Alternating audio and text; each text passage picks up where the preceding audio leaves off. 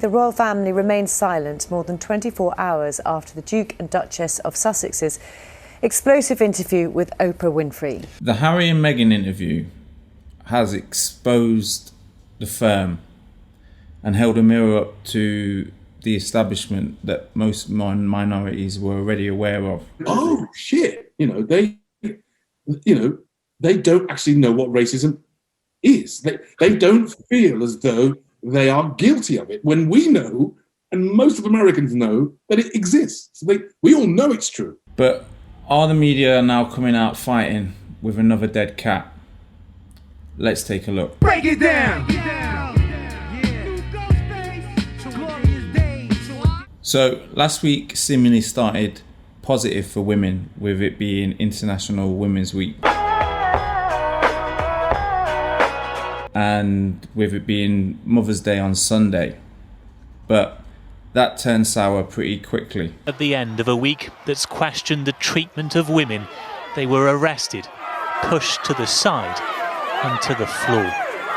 With the revelations from Meghan Markle's interview with Oprah about her struggle with mental health and her feeling suicidal. We know about how that wearing down racism has on our mental health. So sadly, none of what she said came as a surprise to me. That being part of the reason her and Harry moved away from Britain. Prince Harry has said racism from the tabloid press in this country that filtered into the rest of society was a large part of why he and his wife left the UK. These revelations have caused a stir amongst the establishment press and the broadcasting elites. Viewers in the UK got to watch the full interview last night, and the fallout this morning is nuclear. I think it was clear from day one what her intentions were. I'm sorry, I don't believe a word she says, Meghan Markle. Well, that's a I wouldn't believe it if she read me a weather report. No more better demonstrated than with Piers Morgan. You don't like Meghan Markle. You've made it so clear a number of times on this programme.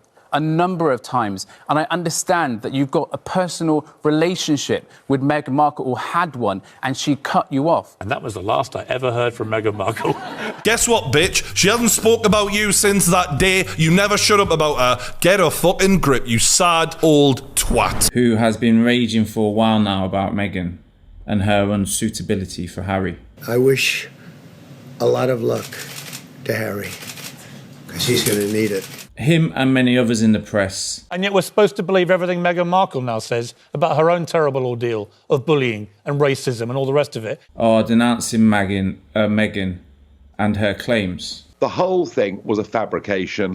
It was from Meghan Markle an acting performance to emote, to plead with people. In the preceding days after the Oprah interview, in what could only be described as a circle jerk of victim shaming. If you get hit, it's your own fault. Now, later that week, the Twitter sphere and other socials went into overdrive with a new hashtag, not all men.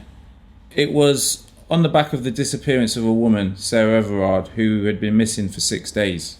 Sarah Everett disappeared walking home from a friend's house at 9:30 p.m. And many voices within the media were talking about how women should take more precautions when alone or at night. But there's nothing wrong with telling women that if they walk home alone at night, 9.5 times out of 10, it will be fine. But many crass men and those talking heads who usually complain about woke culture and demonstrating all the attributes of a snowflake. See you later. I'm being...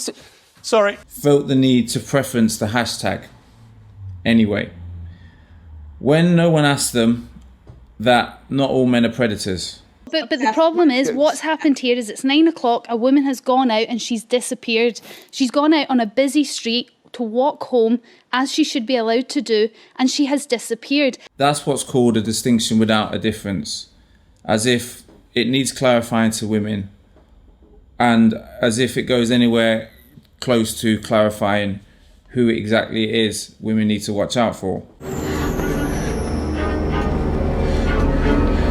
Now, this sparked an outpouring of personal testimony and emotions from women on the socials. The killing of Sarah Everade has sparked an outpour of grief, fear and rage about women's public safety at the hands of men's actions towards women. And just like BLM protests in the summer sparked an outpouring of black people's experiential and truth claims, the same was evident here. You don't feel safe. Like I've been mugged before and that was horrible. It's men just being a bit more aware of women's fear, especially at night time and in the dark. Just as the black community is fed up of explaining, justifying why they feel fed up with real fears and systematic racism and discrimination, women have a real fears of being attacked by dangerous men. If you are walking around at night in certain areas, there's always been danger and there always will be danger. These fears run deep and are centuries old,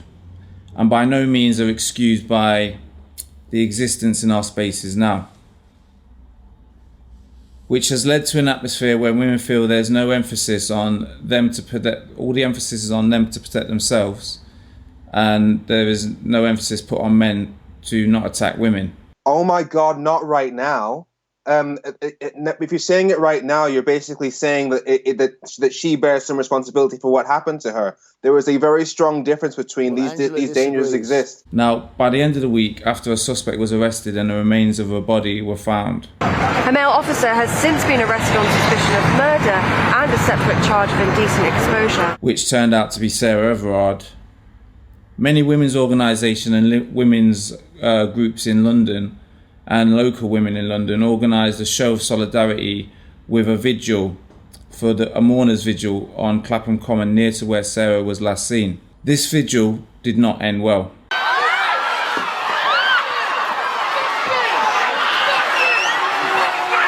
Now, I'm conflicted here, as I totally agree and endorse the solidarity at the vigil, even with the lockdown in place, with as many of the people there were wearing masks and everyone was socially distanced. And I also agree that men could do more to call out toxic masculinity and disrespectful misogynistic language towards women. Link, say goodbye to Felix. Man talk. Yeah, I have an issue with accepting the suggestions on this can be done. And that's a really tough question. And I don't think that we address it with the level of rigour or honesty that it deserves. And the framing of this moment as rape culture. Tell itself stories about who is worthy of protection, who is a victim, and who is inherently dangerous. Because when Asian men are involved in grooming gangs and grooming young women, no one is calling for us to all examine all men, just the brown ones. And also that men are a threat to women unaware to themselves. Hey, listen, you can't do this to me! Stop that! I've got friends in this town! Exceptionally fine shot. I didn't know there was a pool down there. Now, don't get me wrong. When it comes to dangerous attacks and rape, 99.9% of them are committed by males.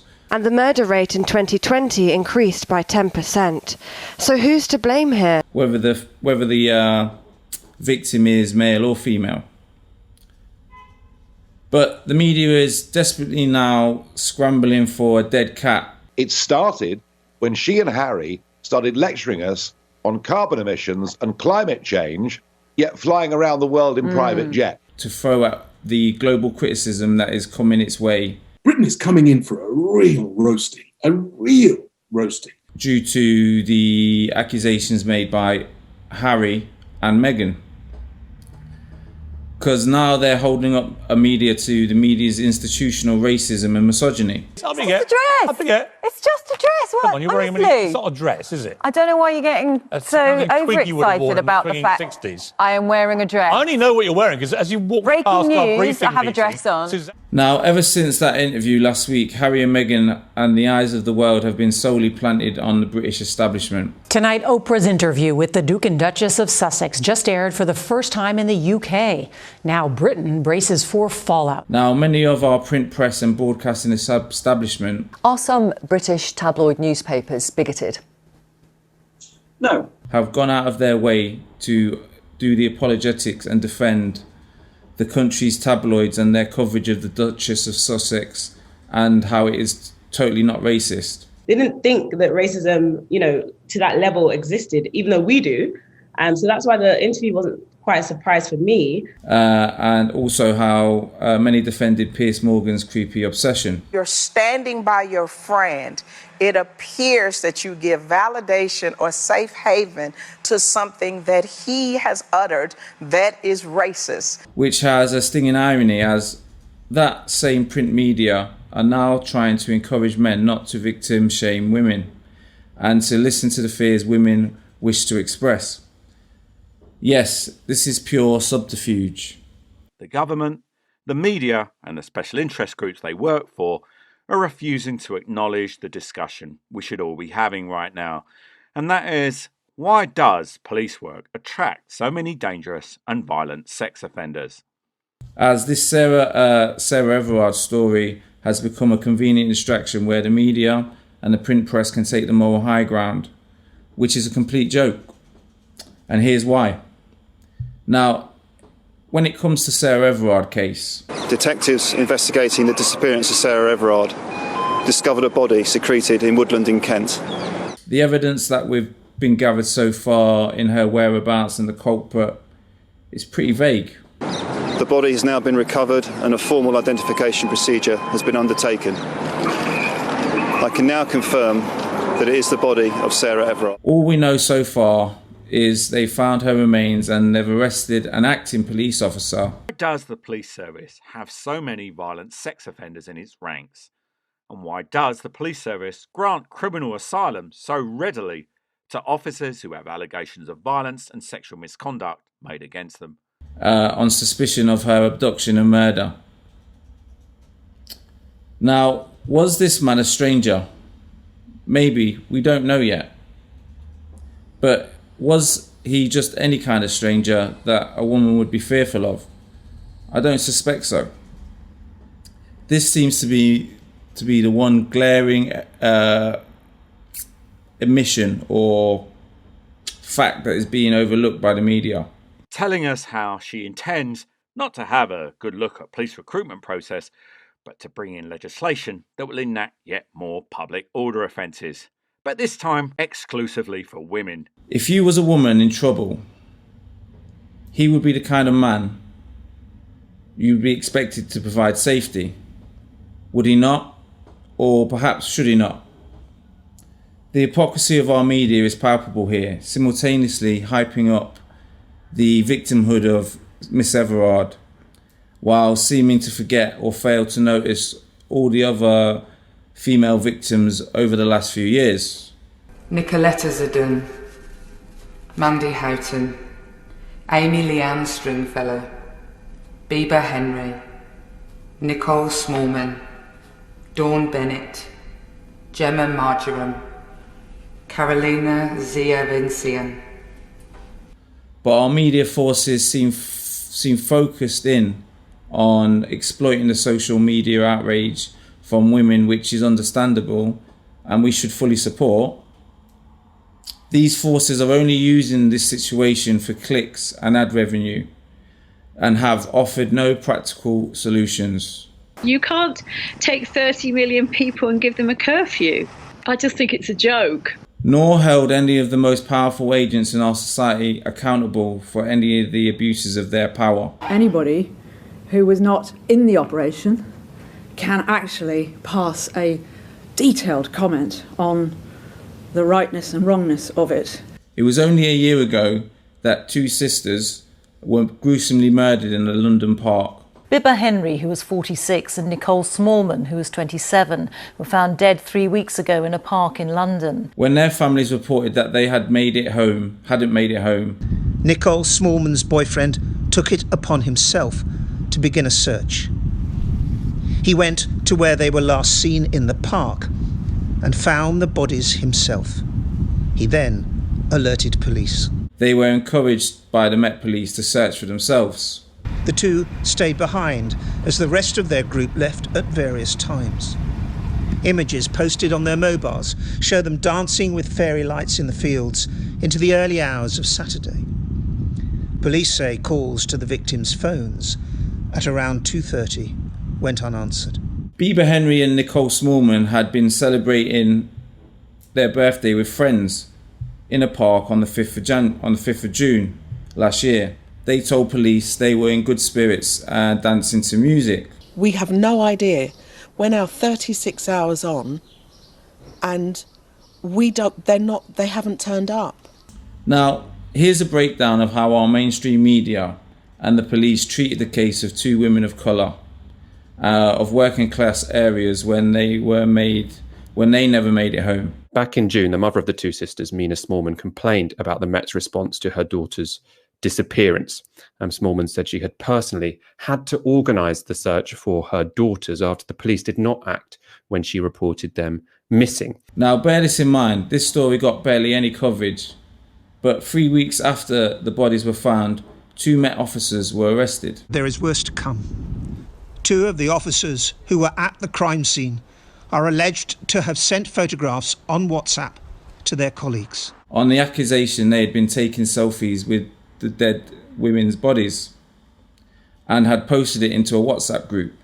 Think about the kind of culture that exists that police officers feel emboldened to take pictures of the corpses of 2 dead women and share them on a WhatsApp group. I think it was a WhatsApp group. Are you kidding me? Exactly. Considering this, these 2 women of colour were murdered in one of the most horrific and personal ways by someone they didn't know, and no justice has been received when it comes to those officers who took those pictures with their dead bodies. Those police officers felt so safe, so untouchable, that they felt they could take photographs. My daughter's address and thought they knew who she was. The implication there is that she wasn't this, that they assumed that they weren't these sort of innocent victims, that because they were black, because they were working class, that somehow violence is something that is just part of the course for them. A suspect was arrested in July. An 18-year-old Daynal Hassan was detained on the suspicion of the murder of both Miss Henry and Miss Smallman. Now again, a man with a foreign-sounding name arrested for the murder of these 2 women. No coverage. It's important to remember this wasn't in the 1960s. This wasn't in the 1980s. This was 2020. But Nicole's mother, Mina Smallman, the first female black archdeacon in the Church of England, says she's only been sustained by her Christian faith. Who was interviewed by the BBC, inferred that she didn't feel they took the case seriously and that it didn't require much priority. Smallman says the police were making assumptions when they didn't immediately respond when the sisters were first reported missing. I knew instantly why they didn't care. They didn't care because they looked at my daughter's address and thought they knew who she was, a black woman who lives on a council estate. Those police officers dehumanised our children. Where was the outpouring of emotion from our media then, and calls for certain women's groups for vigils? Where was the concern for danger women perceive from dangerous men then? Now, as a man, I'm aware my comments on feminism might be controversial. However, I must comment and share my perspective and that of some of the women I know. There has long been an issue where race and feminism intersects, much the way racism and misogyny overlaps. That they don't want to accept that some of the discrimination and the microaggressions that black women in politics face is to do with being black women. As most racists are generally misogynist. As many women of colour struggle to find their place in feminism as a movement, it doesn't really represent them or their experiences that well. A white person turns to me in a room full of white people and says, sorry, who are you? Why are you here? This is just for the barristers. And everyone else goes absolutely puce and nobody says anything. And I point out who I am. And the person who says that to me, who asked me to leave, doesn't apologise. Much of the mainstream feminism has been operated to promote the rights and the blights of white women. Vox Pox this week show white women stating that this case with Miss Everade hit them hard because when they saw her, they imagined how it could happen to them, or how it could also happen to any of their friends or loved ones. But what we had here was, with the two sisters' murder, we had an editorial decision.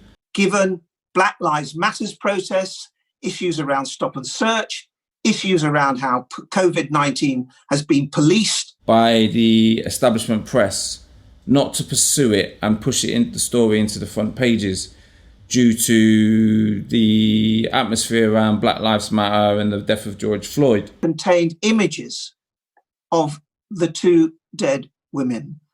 And you can tell from the language used by the IOPC and used by the police and used by the Mayor of London's office. You know, sensitivity reasons. I smell shit! And not wanting to add fuel to an already blazing fire that was engulfing the world. And there is your duplicity. Quite happy to stoke the flames. I just think there's a lot of pitting people against each other. They're trying to take people's freedoms away. You know, why shouldn't we be allowed to go out and peacefully protest? Of the gender disparity amongst those down at the bottom, but dare not hold up the establishment or the very own actions of themselves to any scrutiny. Jess Phillips right when she says under the Conservatives rape convictions have fallen to an all-time low. Is she right there, Minister? So we have seen a challenge with rape convictions. So she is right then, isn't she? You're absolutely right. Yeah, no, they have fallen very significantly over the last few years. Pure fuckery. This is all convenient though, as our media and establishment will use this as a way to divide the men and women on the micro level. I would argue that at the next opportunity for any bill that's appropriate, I might actually put in an amendment to create a curfew for men on the streets after 6 p.m, which I feel would make women a lot safer. But really it deflects the attention that we should be paying to those who control things on the macro level. That when we understand this problem is structural and not only individual, we need to ask more questions. As there are many things men here at the bottom can do, but will it change the behaviour of those at the very top? Because as they are complicit in the perpetuation and amplification of the machismo that promotes patriarchal dominance, as many of the suggestions made lately don't sound like bottom-up approaches, rather top-down ones. Are unjustified or part of a moral panic, but it's also the way in which women demanding their safety also then becomes this like confining patriarchal thing. And just like Marxism or other social movements were subverted by straight white male privilege, so have the solutions for women's protection. And I think that we want to be very careful about supporting those kinds of measures. So if those ones administrating it wish to make changes, surely they should be just as accountable to those now being criticised at the bottom. Because let's not forget, this is the very same media that has endorsed, celebrated and apologised for our Prime Minister, who cheated on his wife while she was receiving cancer treatment, and also cheated on that mistress with an American journalist. But hashtag get home safe, ladies. No, I mean, she's tiny anyway, you know, and but I have a very violent temper, and I wouldn't want to start hitting, but I'm also quite strong. What makes your marriage work? Break it down!